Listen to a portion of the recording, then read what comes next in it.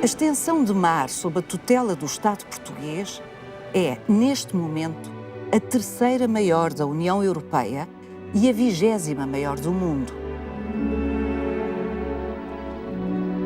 Mas dentro de pouco tempo, Portugal terá direitos sobre uma extensão de mar 40 vezes superior ao seu território terrestre, ou seja, será um país com uma área equivalente ao território terrestre da Rússia.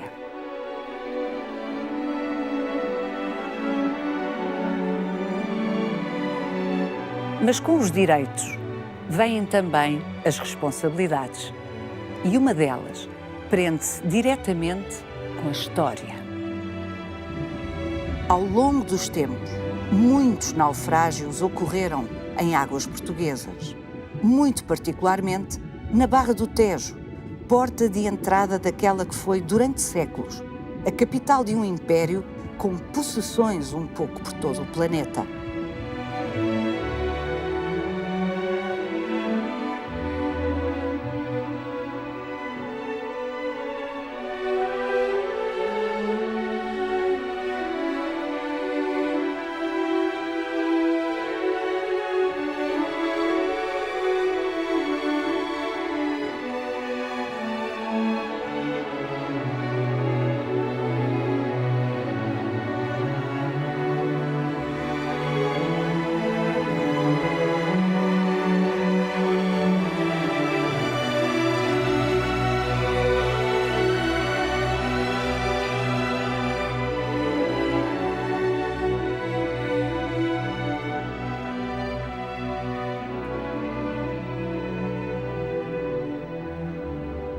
O estudo dos despojos dos naufrágios é precioso para a construção da história, e não só da história de Portugal, da história universal.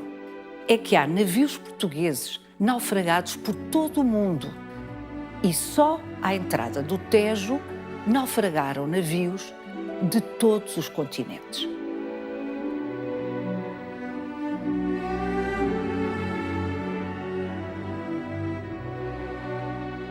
Estes canhões, por exemplo, pertencem a um navio francês que foi afundado ao largo da costa portuguesa, próximo de Sagres, em 1759 pelos próprios tripulantes, deliberadamente. Vai querer saber mais? Venha connosco nesta visita guiada.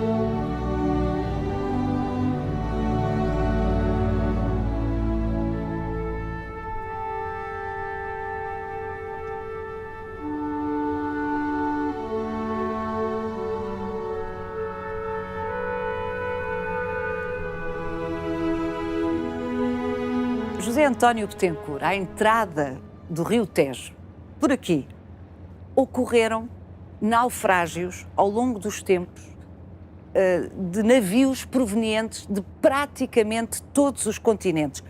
Sim, este é um espaço privilegiado para a navegação desde para a história. Esta região está em contacto com o mundo conhecido na altura, desde pelo menos a Idade do Ferro, de uma forma regular. Depois, durante a época romana, Olicipo era uma cidade importante no Império. Até por isso o tráfego marítimo era muito intenso, sobretudo na ligação com o Mediterrâneo nessa época.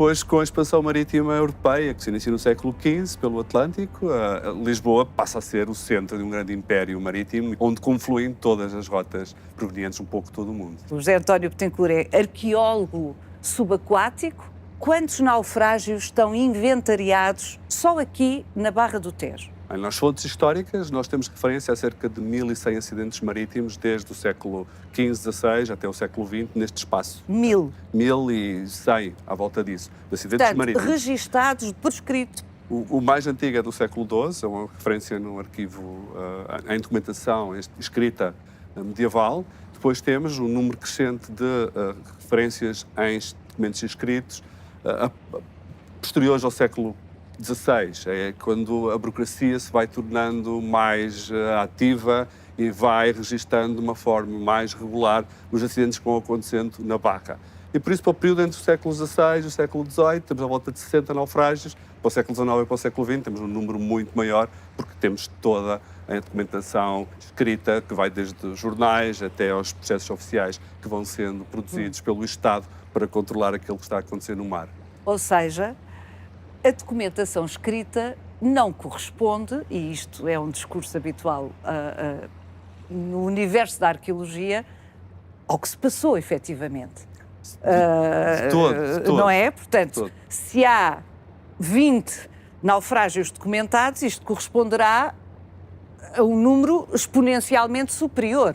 Muito superior, porque todas as ocorrências anteriores a esta maior burocratização do Estado a partir do século XVI estão praticamente ausentes das fontes escritas. E, obviamente, com a intensidade de tráfego marítimo que houve neste espaço, ocorreram múltiplos naufrágios em épocas anteriores que nós não temos qualquer documentação escrita. Evidentemente, antes do século XII não tem notícia de todo, e durante até o século XV são apenas pequenas notícias esporádicas que surgem que não nos permitem ter uma quantificação nem sequer próxima da realidade.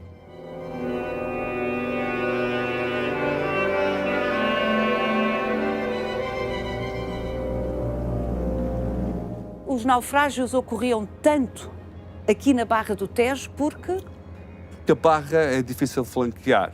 Aquilo que nós agora estamos aqui a ver, o mar, mas... Parece tranquilo, mas não é. Mas se retirássemos toda esta água, o que nós temos é um fundo marinho extremamente complexo, que sofre alterações muito rápidas, dependentes das correntes, das tempestades marítimas, e que condicionavam o acesso ao porto e a saída do porto. Os canais podiam se mover de um dia para o outro, dependendo das condições oceanográficas. Ou seja, o fundo do mar, e particularmente aqui, no encontro com o rio, é dinâmico. Está sempre a mover-se. Sempre a mover-se, e por isso atualmente mantém-se um canal de navegação de forma artificial para garantir a segurança dos navios que estão a entrar no Tejo, em direção ao Porto de Lisboa.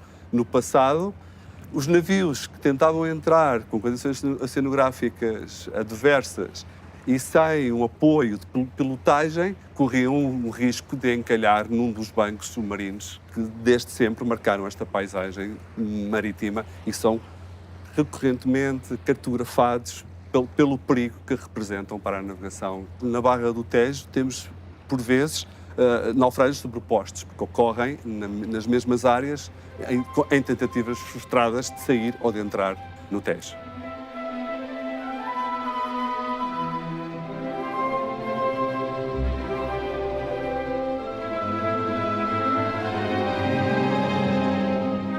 A arqueologia náutica e subaquática acrescenta muitíssimo à construção da história. O navio é, até a Revolução Industrial, a máquina mais complexa feita pelo homem, e por isso estudar o sítio de naufrágio também permite estudar a evolução da ciência ao longo do tempo.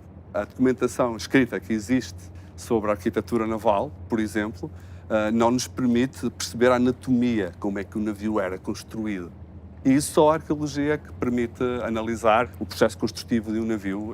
A arqueologia subaquática vai revolucionar o conhecimento que nós temos sobre a construção naval, sobre os processos de arquitetura, sobre a forma como os homens foram pensando e construindo os navios utilizados ao longo da história.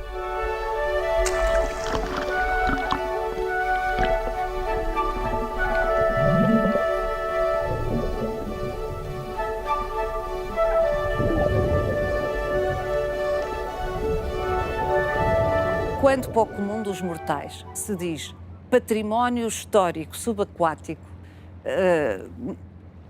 provavelmente vem à ideia de muitos galeões afundados com cofres com moedas de ouro. Essa é uma ideia que foi sendo construída e que muito pela ficção, e alimentada claro. Pela ficção, também pela própria comunicação social, que se associa muitas vezes às descobertas subaquáticas, à descoberta as caças ao de tesouro. Mas para nós, para os arqueólogos, o tesouro é o conhecimento que nós podemos adquirir, não os objetos que são encontrados. E em arqueologia, uma moeda de ouro tem o mesmo valor que tem um pequeno fragmento de cerâmica. Um pequeno fragmento de cerâmica pode, aliás, responder a uma pergunta científica melhor do que uma moeda de ouro.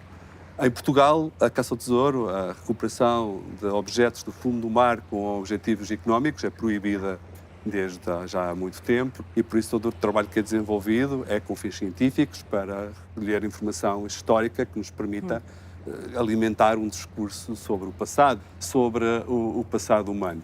Nós trabalhamos com pequenos fragmentos da realidade. Aquela imagem que por vezes temos, também a imagem que é transmitida pelo cinema, por Hollywood, que o navio está inteiro com os mastros, é uma ficção que não ocorre na maior parte do mundo. Alguns ambientes com características muito particulares podem ter um nível de preservação muito elevado, mas na maior parte do mundo, inclusive na latitude onde se encontra Portugal, aquilo que nós temos normalmente são pequenos fragmentos da realidade. E é com isso que nós temos de trabalhar e por isso é que é muito importante o trabalho arqueológico sistemático, a recolha de todas as evidências, como se estivéssemos a trabalhar numa cena do crime, em que temos que documentar tudo antes de desmontar o nosso sítio, o nosso objeto de estudo, a nossa fonte.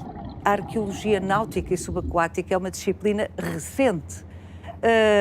Quer explicar-nos como é que surgiu? Nós todos temos presente a imagem de Cousteau, por exemplo, anos 60?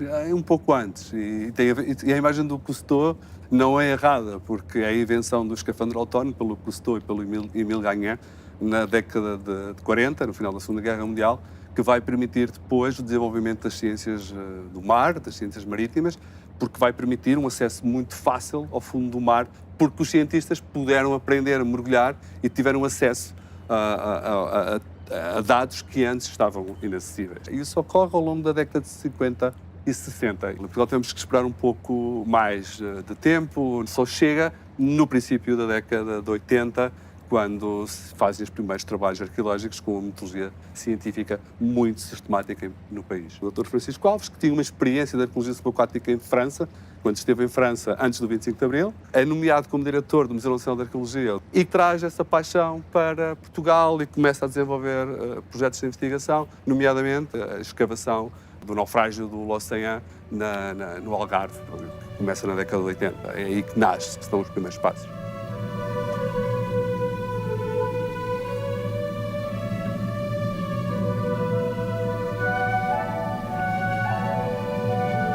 Exposto como é ao Atlântico, Portugal continental e as suas ilhas, era expectável, digo eu, que houvesse um enorme investimento na vossa área, na área da arqueologia subaquática, uma área nevrálgica para a construção do conhecimento sobre a nossa história, sobre o nosso passado.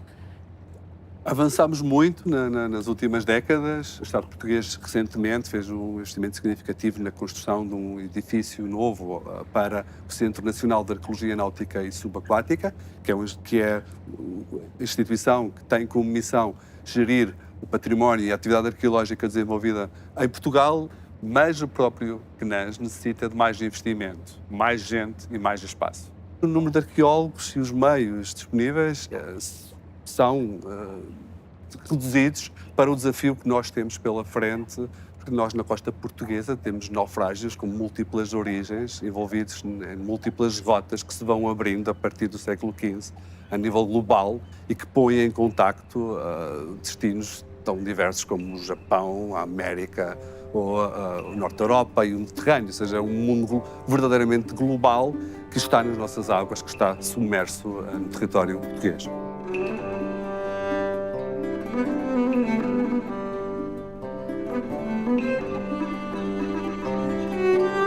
Parece-me que está na hora, José António Bettencourt, de irmos até ao Centro Nacional de Arqueologia Náutica e Subaquática, conhecido como CNAS. Parece-me bem. Vamos embora.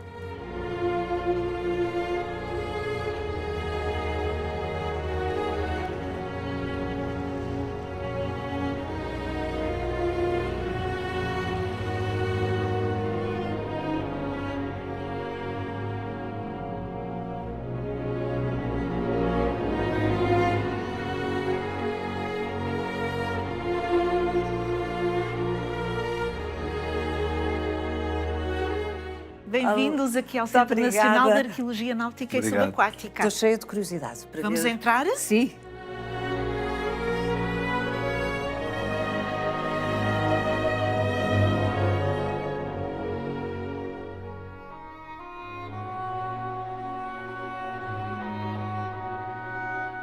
Isabel, tem aqui umas máquinas impressionantes. O CNAS foi pensado, projetado e adaptado para o tratamento dos bens arqueológicos recolhidos em ambiente aquático, em ambiente úmido e que necessitam de intervenção de conservação e ou restauro. O CNAS possui o único laboratório a nível nacional preparado e vocacionado exatamente para o tratamento desses bens arqueológicos que requerem intervenções muito especializadas. O que é que são estas madeiras, estas tábuas?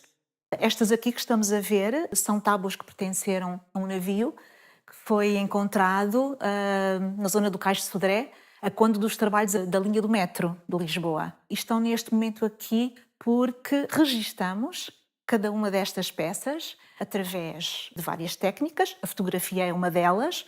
E hoje em dia estamos a recorrer muito ao registro a partir do 3D. Porquê? Porque esse registro em 3D nos vai permitir reconstituir o navio. Isso é extraordinário. Portanto, a partir do que restou, e isto parece muito abstrato, para dizer o mínimo, pelo menos para uma leiga como eu, é possível reconstituir como era o navio integral? É verdade, e é esse trabalho que fazemos aqui no CNAS, com o equipamento para o efeito. Mas isto não é um museu, é um laboratório, como já usou, aliás, a palavra, não é? O objetivo é sempre, em primeira instância, a devolução destes materiais, portanto, destas peças, aos museus, da rede portuguesa de museus, das regiões onde elas foram encontradas. Todos sabemos que a esmagadora maioria dos museus públicos se queixam de falta de espaço, de falta de pessoal, portanto não deve ser fácil que eles recebam peças destas, que ainda por cima precisam de um enquadramento muito especializado, senão acontece às pessoas o que me aconteceu a mim. O que é que estas tábuas estão aqui a fazer, não é? É verdade, Paula, não tem sido fácil que os museus aceitem espólios dos seus territórios. Não é que não tenham interesse, contudo, não têm as condições para receber estes materiais. O Zé António não pertence ao Centro Nacional de Arqueologia Náutica e Subaquática. Não, sou investigador universitário, só que os investigadores são uma utente frequente e necessariamente têm que trabalhar em articulação com o CNAS nos trabalhos de investigação que estão a desenvolver. A articulação muito estreita e muito direta com os investigadores arqueólogos é também uma das missões do CNAS. Boa, Isabel. É agora que o Zé António nos vai mostrar os despojos de L'Océan, o célebre navio francês, que foi o primeiro naufrágio a ser estudado pela arqueologia subaquática portuguesa. É isto? Exatamente, sim. A primeira para onde é que escavação. Vamos por aqui. É? Sim. Isabel, muito obrigada. Até já.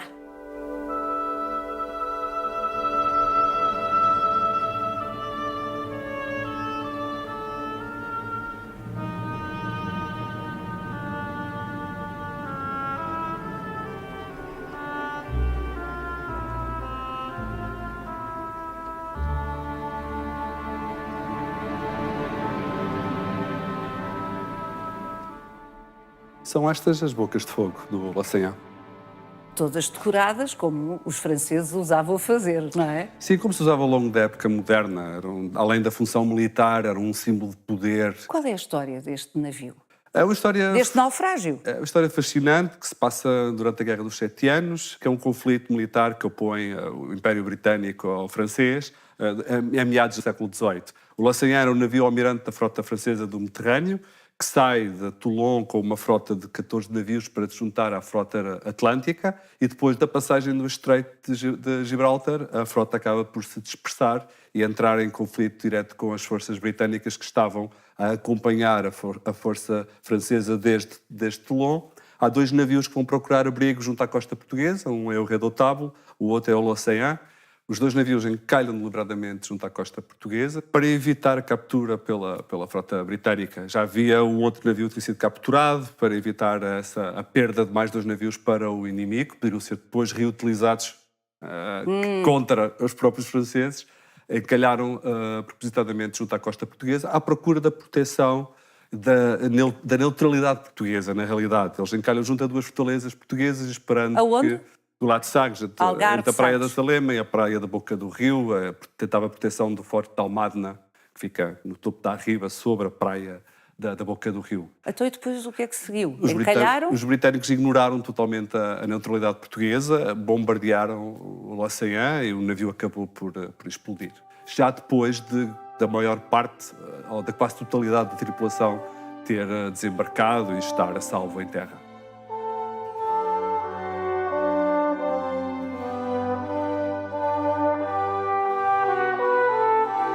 O L'Océan era um gigante, era uma máquina de guerra gigante, 56 metros de comprimento, mais de 800 homens de tripulação, entre oficiais e marinheiros e militares, e 80 bocas de fogo, de vários calibres. Sim, era um navio com uma capacidade de fogo muito considerável. E essa gente quase toda se salvou em terras portuguesas, sim, em terras algarvias, as mais fontes propriamente. falam em 25 mortos, 40 feridos, por aí. São reduzidas as perdas humanas. Já a perda militar é muito considerável. Claro. E ardeu tudo? No caso do L'Océan, explodiu mesmo, e por isso... Não se salvou nada. Ficaram os restos no fundo do mar, que logo a seguir foram altos salvados pelas autoridades. Há relatos a falar da recuperação de parte da artilharia. Este evento marcou muito a política portuguesa e internacional do período. Há uma história que fala que há um diálogo entre os 2 oficiais quando estão em fuga do L'Océan, que não querem deixar as cabeleiras para trás porque são extremamente caras. Faz parte das histórias que se contam à volta deste evento. Zé António, se me permite, eu vou agora conversar com Miguel Martins, outro arqueólogo subaquático, náutico e subaquático, aqui do CNAS, que precisamente, entre muitas outras coisas, se ocupa do 3D.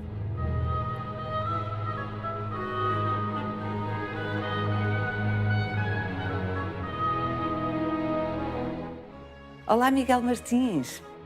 Olá, Paula. Como estão? O que é que está a fazer? Paula, nós estamos a reconstruir virtualmente o navio do Castré. A Isabel Pinto falou-me disso logo à chegada. O navio encontrado e foi Estão aqui as madeiras, exatamente. Estão aqui as madeiras. E o que nós estamos a fazer é deste puzzle. Puzzle? Sim. Digitalizei com este equipamento as madeiras desse navio. E o que estou a fazer neste momento é posicionar cada uma das peças no sítio correspondente para depois termos aquilo que era o formato original desse navio. Mas não tem dúvidas onde é que encaixava o quê? Sim, temos muitas dúvidas. Como qualquer puzzle, há peças que é difícil colocar e nestes navios, o que subsiste destes navios é uma percentagem mínima. Hoje, com a tecnologia e com o software que nós utilizamos, nós conseguimos validar cada posicionamento exato de cada peça. E logo conseguimos uma reconstrução em desenho fidedigna daquilo que era o navio. Os navios são feitos à mão. Portanto, todos os navios são diferentes. Podem ser parecidos, muito idênticos, mas são todos diferentes. Com o digitalizador das madeiras, com as outras tecnologias como temos aqui no CNAS, o grau de erro é mínimo. Digamos que é 0 ponto, muitos zeros e depois lá no fundo 1.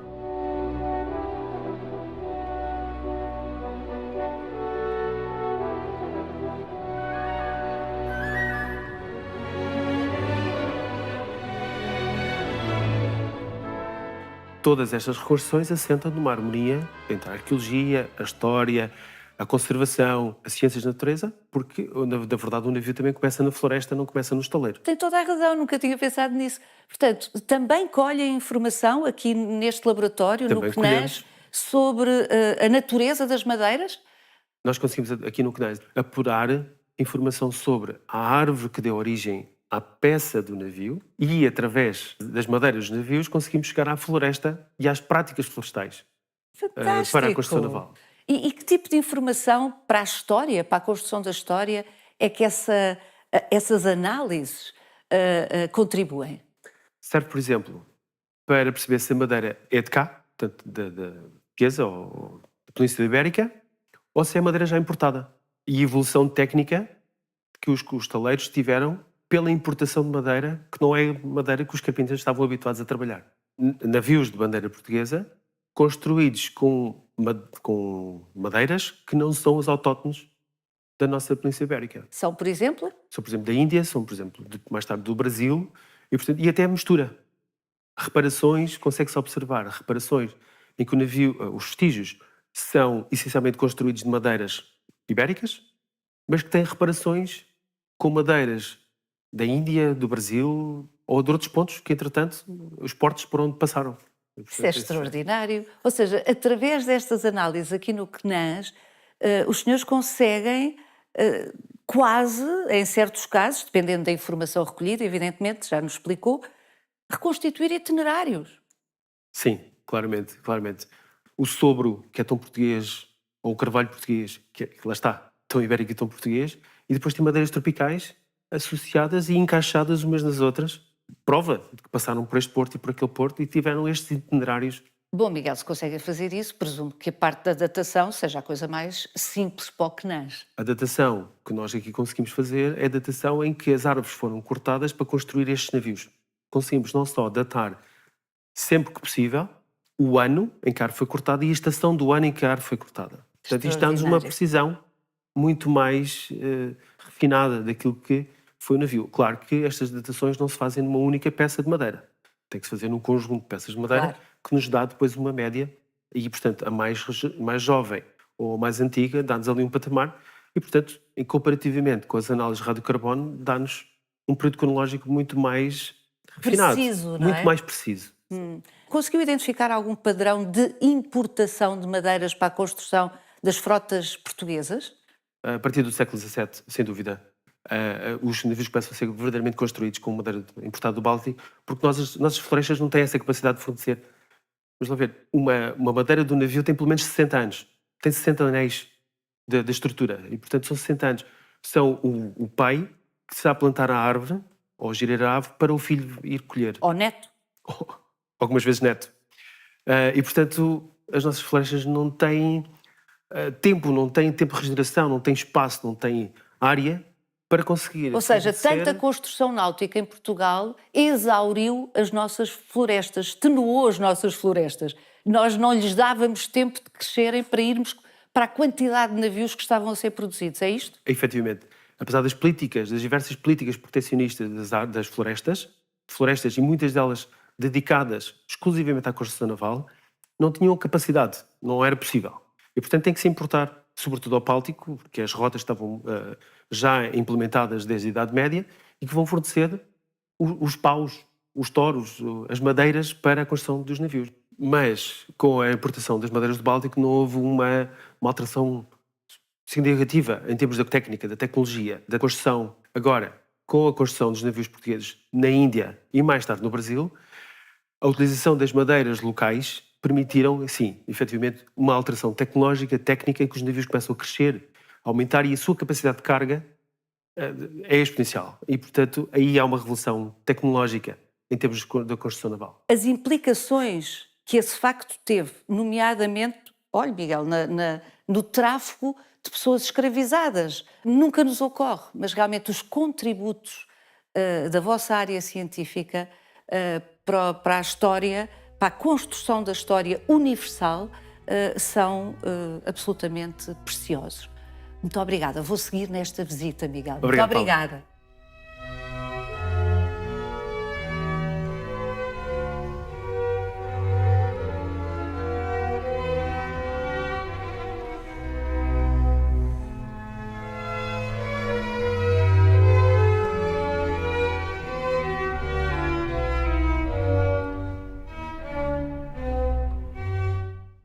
Alexandra Rodrigues, olá. Olá, Paula. Conservadora, restauradora de materiais inorgânicos, como metais, vidros, cerâmicas, e ao que sei, a Alexandra está a acompanhar, digamos assim, o estado, entre muitas outras peças aqui no CNES, mas o estado destes canhões. É verdade. Estes canhões são classificados como tesouros nacionais. Daí Portanto, todo o cuidado é pouco, Exatamente, tem uma grande importância para nós e para todos. A intervenção tem a ver essencialmente com a natureza deste material e com o contexto de onde foi recolhido. Portanto, eles vieram do mar e o sal provoca a corrosão do metal. E, portanto, o que nós temos de fazer é remover esse sal de dentro do metal. Como pode imaginar, isto, pelo tipo de peça, é uma operação complicada e demorada, do ponto de vista logístico também, porque são peças muito grandes, são muito pesadas. E muito pesadas, exatamente, são difíceis de manusear, toneladas. Sim. Muitas vezes até, algumas estão em estados de fragilidade estrutural, e isso pode complicar o seu manuseio. Isto faz-se por banhos. Portanto, nós temos de colocá-los em tanques com banhos com substâncias adequadas para ir extraindo o sal de dentro do metal. Vamos acompanhando os valores desses banhos e quando eles estabilizam, a dessalinização em princípio está terminada.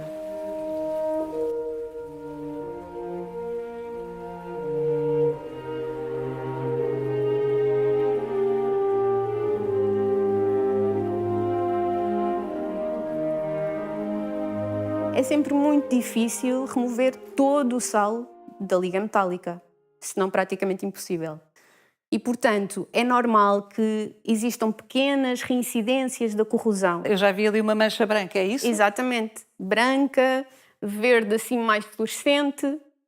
Essas pequenas reincidências, então, agora têm de ser tratadas localmente para garantir a ótima conservação destas e a estabilidade físico-química do metal e do objeto. Qual foi o naufrágio? Estes canhões não estão associados a nenhum naufrágio em particular. A sério? Então como é que isso pode ser? Eles não foram todos encontrados ao mesmo tempo. Foi encontrado um primeiro núcleo e depois foram encontrados outros um pouquinho mais distantes, mas crê-se que vinham todos do mesmo navio.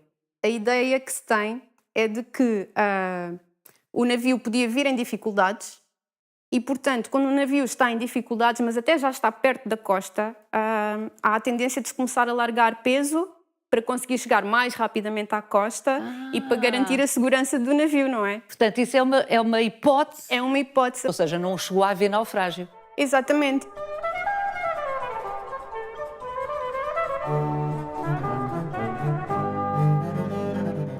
Nós temos aqui 5 canhões que têm as armas associadas ao período da dinastia filipina, portanto, balizado entre 1580 e 1640.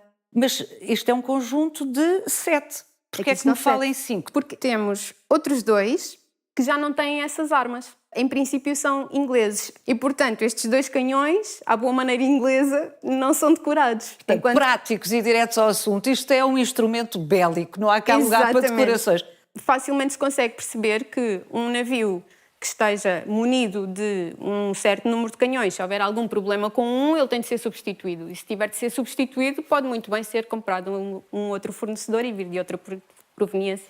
É claro que podemos também pôr a hipótese de, na verdade, estes 2 canhões não estarem associados aos outros. Ou ter havido um saque do navio ibérico a um navio inglês. Tudo isto são hipóteses que as áreas científicas, nomeadamente a conservação e restauro, ajudam a esclarecer. E é muito importante o diálogo constante com os arqueólogos para tentarmos, com o conhecimento de cada área, tirar as melhores e mais adequadas conclusões acerca do material e do objeto. Alexandre, agradeço-lhe imenso esta brevíssima apresentação da sua área de competência, que é, como já se percebeu, nevrálgica neste contexto. E agora eu vou conversar com o João Marrocano, seu colega, mas para a área dos materiais orgânicos, ou seja, madeiras. Sobretudo, sim. Entre outras coisas, mas fundamentalmente então aqui madeiras. Muito obrigada.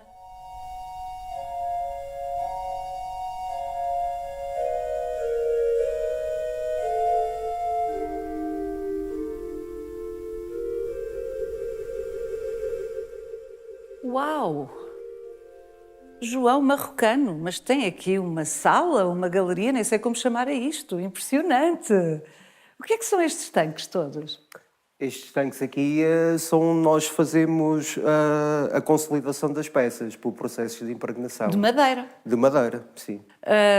E aqui temos Aqui temos uma piroga, é uma das mais antigas que nós temos aqui no centro, do século III a.C. antes de Cristo. Antes de Cristo, sim. Extraordinário! Vou tirá-lo da água, quer ver? Ai, claro!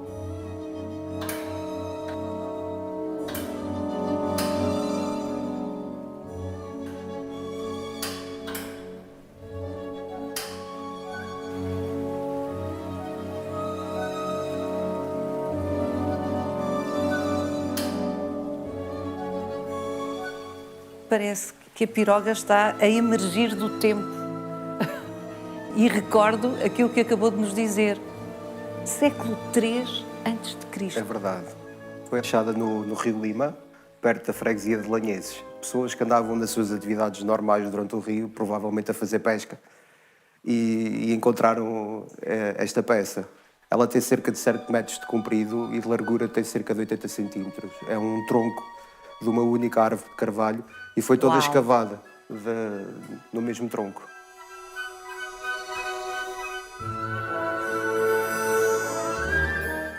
Todos estes fragmentos estavam junto do sítio onde a piroga foi achada. Foram fragmentos que depois, a posteriori, se veio a perceber que eram fragmentos da embarcação. São fragmentos que vão ser tratados, vão ser impregnados, como toda a embarcação. Eles vão ser todos remontados na peça para nós termos de novo a perfeita leitura da embarcação. Vocês têm aqui uma coisa que é muito pedagógica aqui no CNANS, que é 2 pirogas, como é que é? Uma tratada. E outra não tratada, que secou descontroladamente. E podemos ver a diferença. Descontroladamente é sem a intervenção de conservadores restauradores. Pode-se dizer que sim. E, portanto, fazem a demonstração Sim. da diferença abissal entre uma coisa e outra, Temos não é? ali na sala... Vamos lá, vamos lá ver.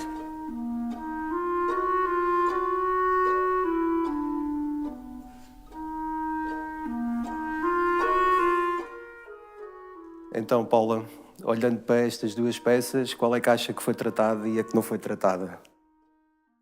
Bem, isto não deixa muita margem para dúvidas, João. Parece-me que esta está escalabrada, portanto, esta não foi tratada, não é? Efetivamente. O mais importante sempre nestas peças, para a gente as poder ter assim em ambiente seco, é tentarmos o máximo possível conseguir manter a forma com que elas nos chegam em estado encharcado, que à partida será a forma mais aproximada do estado original delas. O conjunto de pirogas, e são quantas? São 6. 6 pirogas que estão a ser intervencionadas aqui no CNANS, é também Tesouro Nacional, ou seja, cada uma destas pirogas é um Tesouro Nacional. Sim, foram todas consideradas Tesouro Nacional ao mesmo tempo e neste caso em concreto, para além de ser um Tesouro Nacional, é também uma coleção única ao nível da Península Ibérica. Já sabemos que aquela que estivemos a É ver do no século tanque... III a.C. e a mais recente está entre o século IX e o século XI, já depois de Cristo. O Ou que seja, significa- estamos a falar da Alta Idade Média. O que significa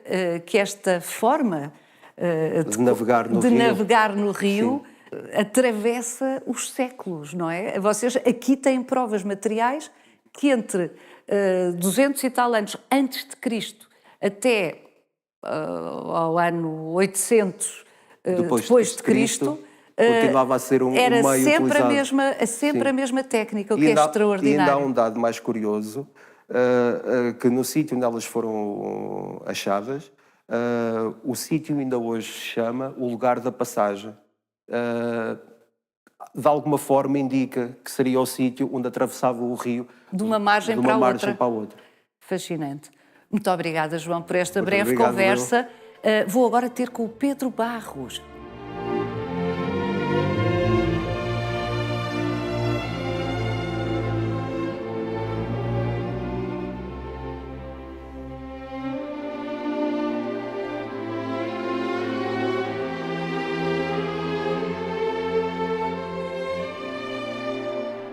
Pedro Barros, o arqueólogo que aqui no CNANS, entre muitas outras coisas, se ocupa da atualização da Carta Arqueológica, Náutica e Subaquática, ou seja, será uma das pessoas neste país mais bem informada sobre o número de naufrágios no mar português.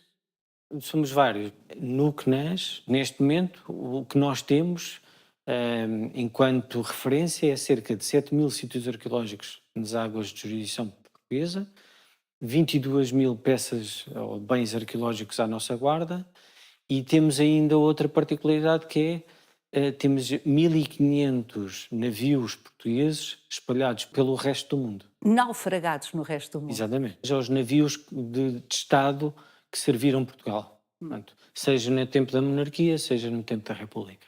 Há em todos os continentes, exceto na Se Antártida. calhar há. E ainda Também não ainda sabemos. não sabemos.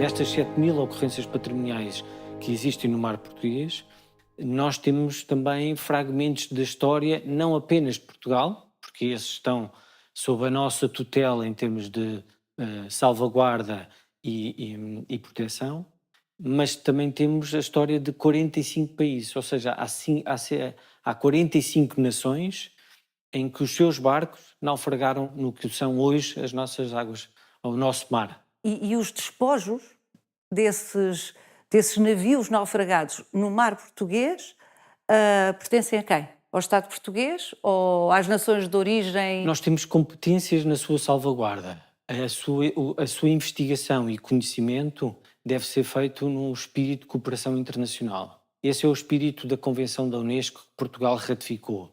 E, portanto, seja com as nossas embarcações no resto do mundo, seja com as embarcações dos restantes países que se encontram Em no águas nosso mar, portuguesas, sim. nós devemos ter um espírito de cooperação internacional. Mas apenas 1/5 desse volume de informação está sistematizado. Portanto, temos todo um volume enorme de trabalho pela frente.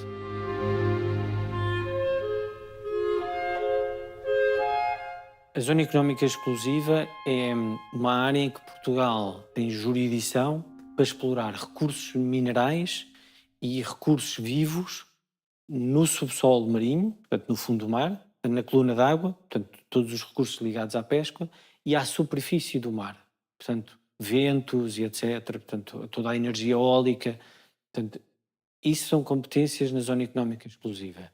Portugal tem, hoje em dia, a terceira maior Zona Económica Exclusiva da União Europeia e a quinta maior da Europa e a 20ª maior do mundo. Não é habitual haver essa noção. 97% de Portugal é mar. E se a pretensão de Portugal, com a extensão da plataforma continental, for aceito um processo que, à partida, será concluído até ao final de 2025, Portugal duplica a área da Zona Económica Exclusiva.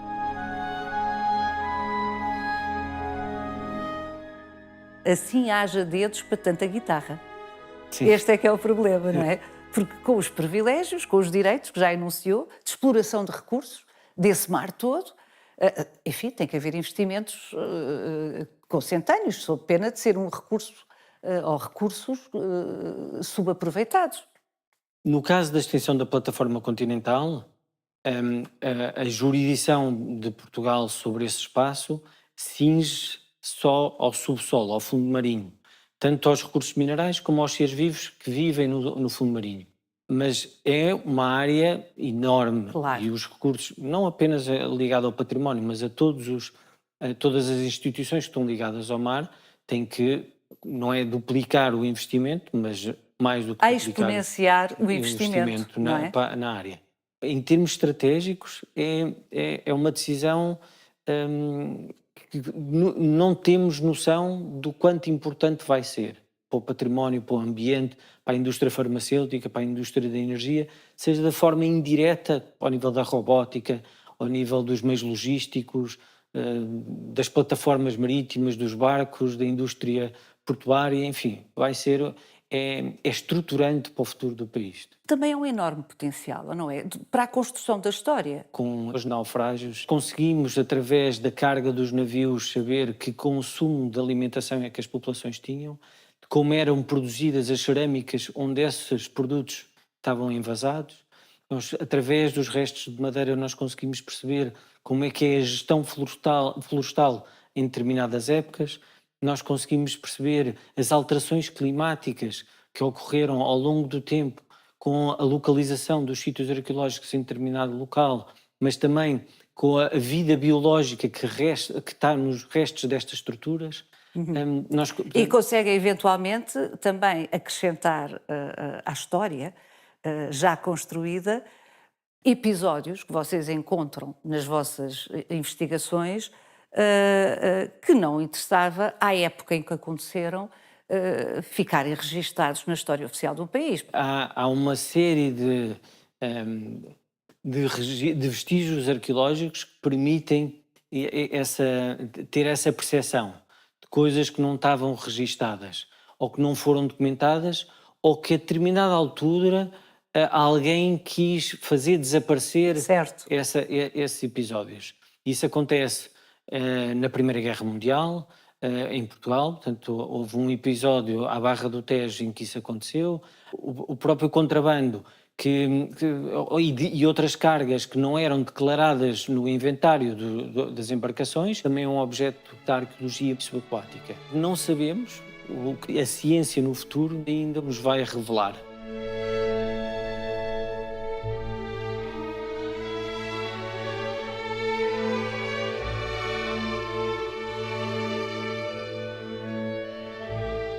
Reveja este e os outros visita guiada em RTP Play e siga-nos no Instagram e no Facebook.